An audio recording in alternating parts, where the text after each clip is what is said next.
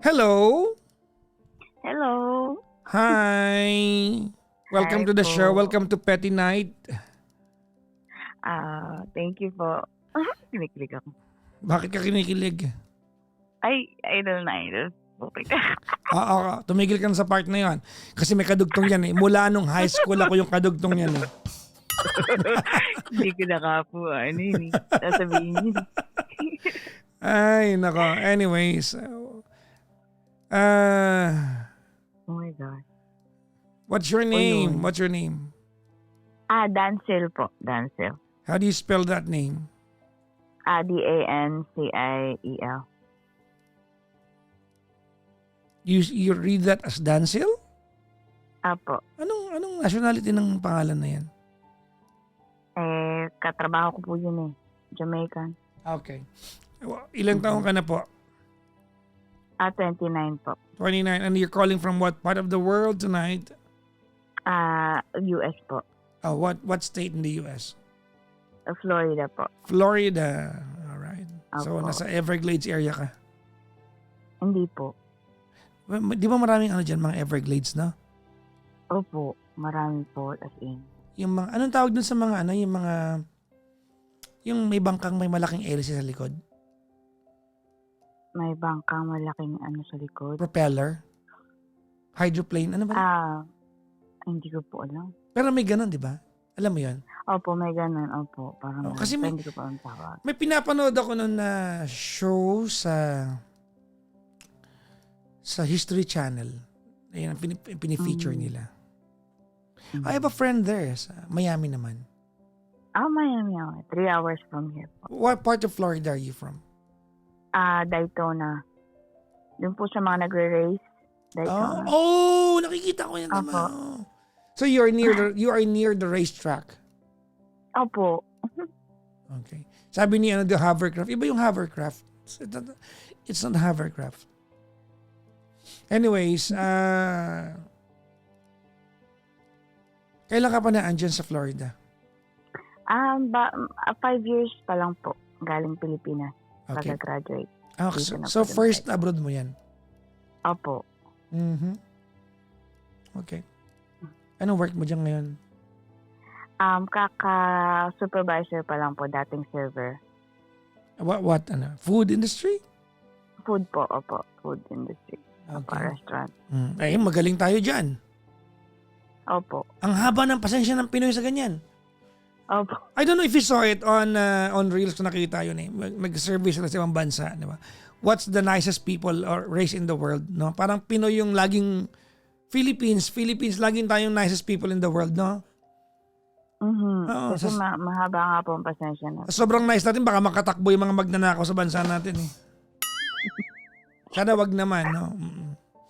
Anyways, si Dancil ay nasa Florida. Are you married? Hindi po. Hindi. Okay.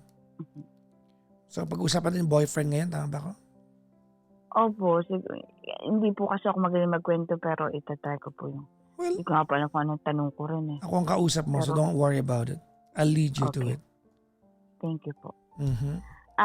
Ayun po. So, may nakilala po ako ngayong bago kasi recently nag-break up po kami nung last ko for 4 years po kami nung last. Kailan kayo nag-break ng 4 years na yan? 7 months ago po, April. Okay, so may bago ka na ngayon. Opo. We met 3 months ago po. Okay. Opo. Tapos, yung pong na-meet ko, ano rin siya eh, parang bagong breakup pa rin. Parang ganun din. Wait lang, you met 3 months ago or naging kayo 3 months ago? We met 3 months ago, naging kami po mga 2 months ago. Okay. How'd you guys meet? Dating app. Pinoy din? Hindi po. Ano? Pakistani. Pakistani. Okay. Mhm. Ayun po. So, nag-meet po kami and then kaka-break up lang din po niya ng 8 years na kaka-divorce Mhm. lang niya. So, yun. Tapos nung una po parang ang sarap, ayun, ang ganda, parang ang saya, parang nag-love bomb. parang feeling ko nilaban po ako. Tapos ngayon parang iba na yung pakiramdam ko. Parang wala nang, ewan ko kung wala na effort o ang bilis mawala ng, hindi ko sure eh. Parang yung mga sinasabi niya dati, hindi na consistent ngayon. Parang ganun po. Tapos parang nawawalan na ako ng gana. Agad-agad. Okay. Mhm. Kasi nung una po, ang dami niya pinapromise. Tapos, sabi niya, ay, pag sa akin ka ganyan, mamahalin kita ng sobra, ng ano. Tapos sabi niya, kahit hindi magkapares yung religion natin, hindi kita i-convert, okay lang yan, you know. Pero ngayon, lagi kami nagde-debate about beliefs, about the religion. Tapos, Wait yung mga lang. Isn't that healthy na you talk about your beliefs? That's a part of your conversation? How is that his Opo, fault?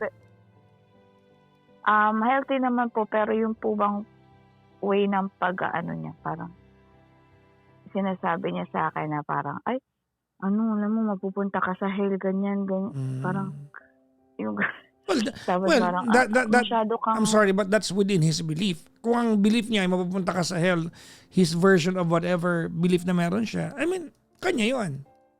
totoo naman. Tapos masyado po siya, sabi niya, masyado kang brainwash, ganyan. Tapos,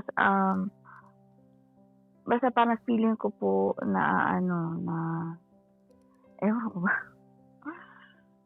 Tapos yung mga pinapromise niya sa akin dati, parang, ay, para magta-travel tayo, ganyan. Tapos hindi na niya binabanggit niya. 2 buwan pa lang kayo. Ano ka ba?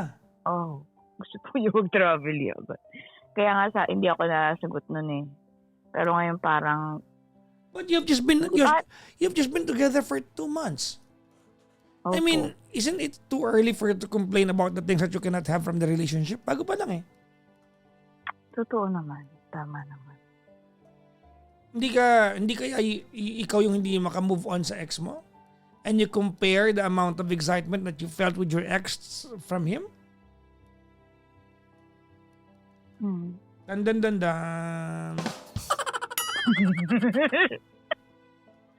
May point ba ako doon?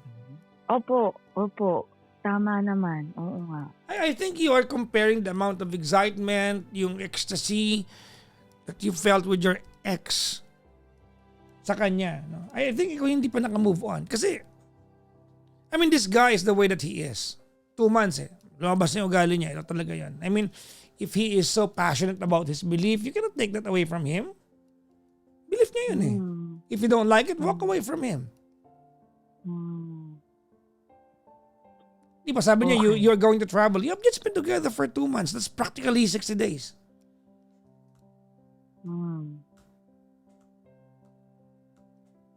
Yung bang ex mo ay Pinoy? Hindi po. Ano? Indian po, Indian. Okay. So yun talaga yung mga template mo, ano? Opo. May ganun eh, no? Gusto nila ng ganung template, no? Opo. Okay. Kasi yung ex ko po, ay tsaka parang, oo nga, feeling ko nga ako yung problema. Kasi yung ex ko po kasi parang masculine, ganyan. Tapos, ito po ngayon parang medyo in tune siya sa feminine side niya. So parang,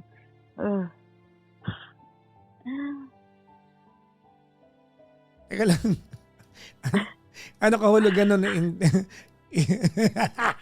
Ano kahulugan nun? Explain that to me. para po bang minsan, yung, kung umakte siya para siyang babae, tapos, How? pag po nag-excite siya, sasabihin niya, oh my God, nasigaw po siyang ganun. Tapos parang, I'm sorry, but is there anything wrong being animated? hindi naman. Hindi lang po ako sanay siguro na hindi ko po. There you po go, ako, because you compare him to your ex. Opo, siguro nga. Sabi na ako pala yung mali. Because you compare him to your ex. I mean, so what if he is animated? There's a lot of people who are animated. I am animated. Is there anything wrong with me? Oh. Wow. Paano po yung animated? Well, ganyan sa kanya, di ba? Yung parang ano, kasi meron po siyang best friend na, sabagay best friend niya naman yun. Nakasama niya ngayon sa bahay tapos 'pag dumadating parang sobrang excited siya na parang lagi siyang, um, bihis na bihis tapos ang bango-bango niya tapos parang hindi na niya ako pinapansin kapag nandun na yung best friend niya sa bahay nila kapag ano na, 'pag nandun ako. Para bang yung niya, focus niya nandun lahat sa best friend. Ewan ko ba, baka masyado lang ako nag-o-overthink po. Tsaka masama ugali. Yung dalawang yun.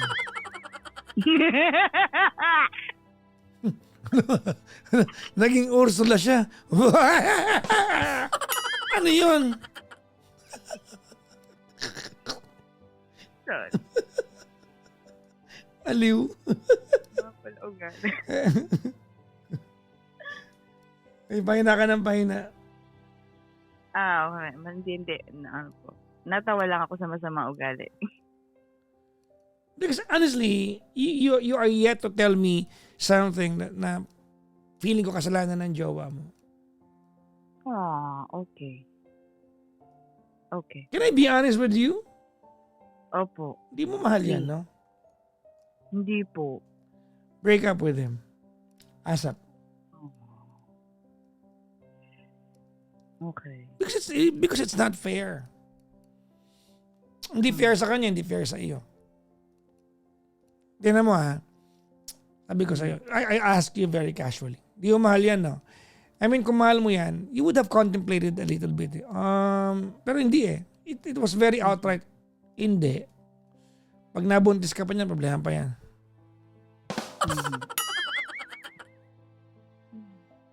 Totoo. Yung dalawang taong nagmamahalan, ang hirap maging magulang sa isang bata. Nagmamahalan yun ha. Yung pa kayang dalawang taong hindi magmamahalan. Totoo po. Tapos ano po siya kasi minsan kapag pinapag-usapan yung ex niya, sabi niya galit na galit ako dun sa tapos kinocall niya ng names. Galit na galit ako dun. Sabi niya gano'n, hindi ko siya mapapatawad forever. Sabi ko, hindi pa ba move on din? Parang feeling ko hindi pa kami parehas move on sa past namin. Tapos nag-ano kami ng, yun lang yung feeling ko. Yeah, I think, no? You are each other's get by. Yun po yung feeling ko. Parang, nagamit ba natin isa't isa? Both of you are get by, no? Opo.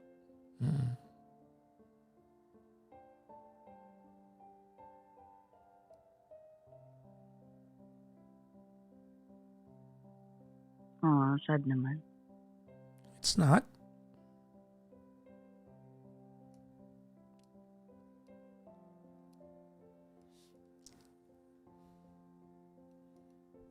Hiwalay ka agad. Bukas agad.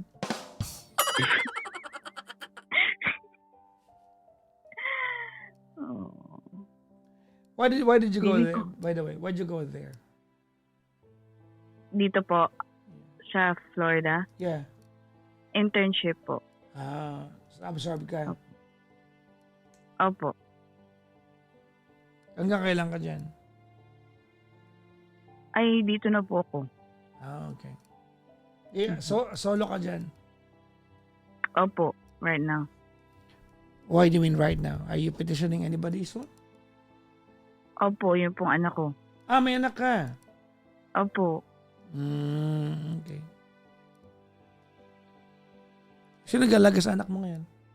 Mama ko po. Okay.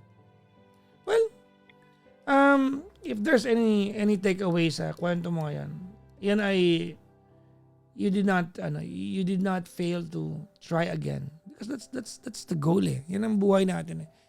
May anak ka ngayon, I'm assuming, di ba, yung tatay niyan caused you the heartache that you once had, tama, no? Yes po. And it's okay to try again. But if the situation is parang ganito na, yung hindi na okay yung samahan, no? Alam mo, ang problema dito, you are trying to find fault na. 'Di ba? You are trying to find fault. You're trying to fault him for the things na pagkatao naman niya. Okay. Yan nag-uumpisa ang toxicity.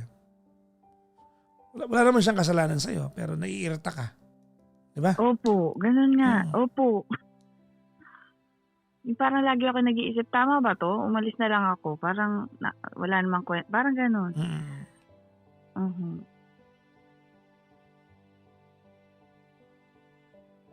So, hindi ko po dapat na i-try pa, i-pursue pa ka mamaya, you know? Well, tinanong kita, di mo mahal to, no? Ang sagot mo? Hindi pa po eh, hindi talaga. Sana man lang pinaligaw mo para di ba? Hindi yung, mali. Ha? Sana man lang pinaligaw mo na maayos. Hindi mo pa pala mahal. Eh kasi siya po kasi yung No, nagmadali ikaw ang gatekeeper niyan. Magiging kayo dahil pinayagan mo. Totoo. Di ba? Ibig sabihin nakikipagkilat kasi hindi mo mahal. Ano ka ba? Oo nga eh. Ano ba yan? May point, wala. May point. Inuubaran ka ng panting na ng lalaking hindi mo mahal. Ano yun? Okay sa'yo yun? Opo. Hindi po. Dati. Ngayon, ewan ko kung bakit ang nangyari. Oh, lately, okay naman. Ano po? Ano tawa? Sorry ulit. Ang cute ng tawa. Anyways. Well, you know exactly what you need to do. Diba? Opo, okay. Okay. Okay. Tama? Opo. Hmm. Siguro nga. Wala na po ba? Hindi ko na pwedeng bigyan ng chance. Ipakumbaga yung sarili ko na baka mamaya, alam mo yun. Siguro hindi na nga. Wala. Yung po kasi yung sex po kasi maganda eh. Parang yun na lang anak.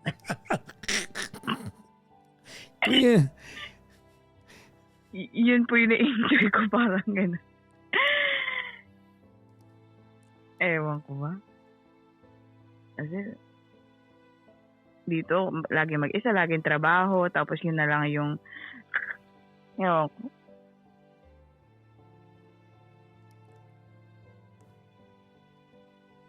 Guess mo po ba? Yeah. So yan ay ligob. Yup, opo. Siguro nga. Well, I will not judge you sa part na yan. Nakakahiya. Diba? But there comes a time that it will take its own toll. Mali. Tama po.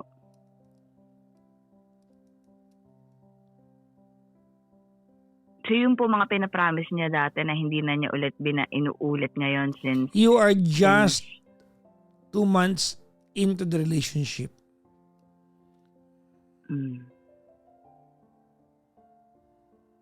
Diba? Okay. 2 buwan pa lang kayo. Mm.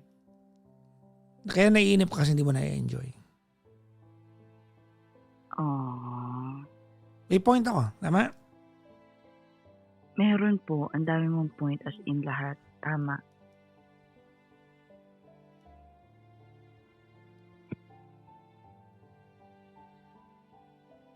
Well, good luck po, ma'am. Salamat for having this conversation. Okay. Regards yan sa mga Pinoy na kilala mo, ha? Ano po? Regards sa mga Pinoy na kilala mo. Okay po. Thank you. Thank you very much to you, Denzel. Bye-bye po. Bye-bye po.